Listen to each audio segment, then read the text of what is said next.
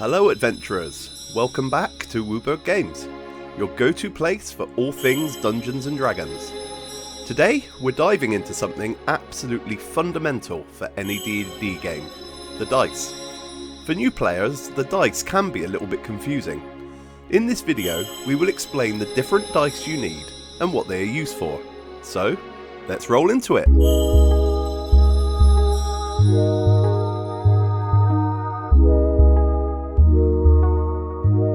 In Dungeons & Dragons, we use a set of polyhedral dice, each serving a different purpose in the game. These dice are often referred to by the number of sides they have, preceded by the letter D. Let's break down each type. Let's start with the star of the show, the D20. This is probably the most important die in D&D.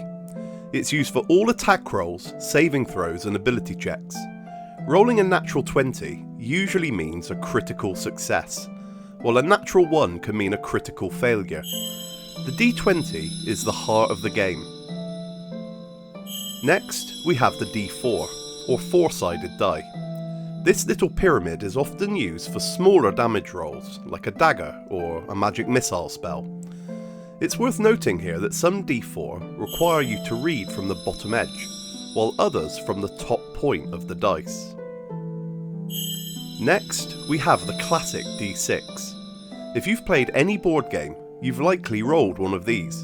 In D&D, D6s are used for things like short sword damage or certain skill checks. They are also used when rolling your stats for a new character. Then we have the D8. This octahedron comes into play for weapons like longswords or spells like Cure Wounds. It's a step up in damage potential from the D6.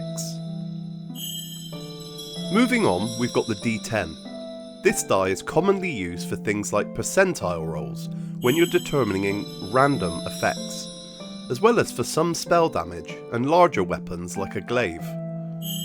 Next is the D12, often used for the heavy hitters like great axes and certain spells.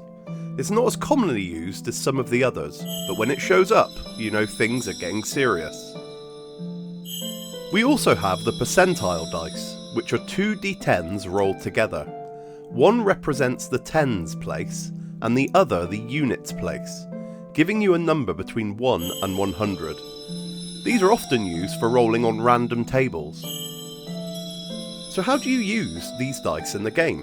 Well, your Dungeon Master will tell you what to roll depending on the situation.